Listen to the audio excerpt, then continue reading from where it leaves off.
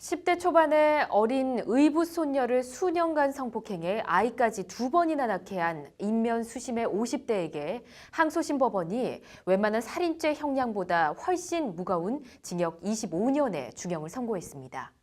관련해서 조두순 출소 반대 청와대 국민청원 게시판에는 역대 최다인 42만 명이 넘는 네티즌들이 참여한 가운데 법무부는 반인륜적인 범죄를 저지른 흉악범에 대해서는 사회와 영원히 격리시키는 방안을 고려하고 있다고 밝혔습니다. 장한지 기자입니다.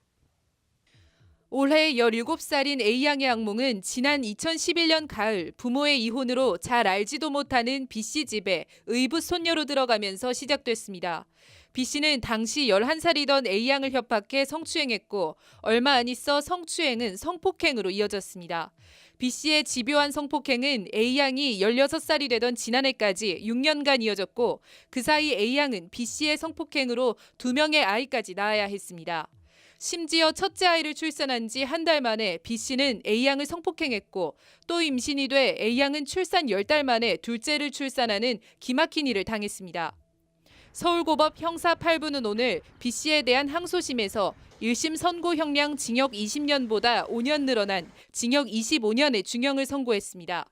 재판부는 자신의 성적 욕구를 채우기 위해 피해자를 학대한 반인륜적 범죄라고 B씨를 거세게 질타하고 그런데도 합의해서 성관계를 했다고 일관하는 등 반성하는지도 의문스럽다며 엄벌에 처해야 한다고 강조했습니다. 재판부는 특히 피해자는 육체적, 정신적 고통으로 고교까지 중퇴하고 육아를 책임져야 하는 비참한 처지에 놓여 있다.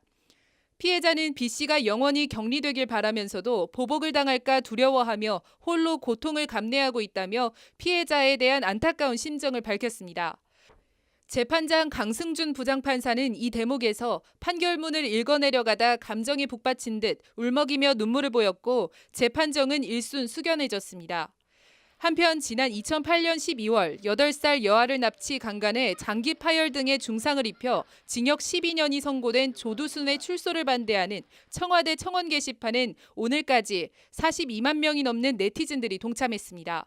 관련해서 이금로 법무부 차관은 오늘 국회 예결위에서 조두순 사건 같은 반인륜적인 아동 범죄자는 공소시효 폐지나 영원히 격리시키는 방안도 고려하고 있다고 밝혔습니다.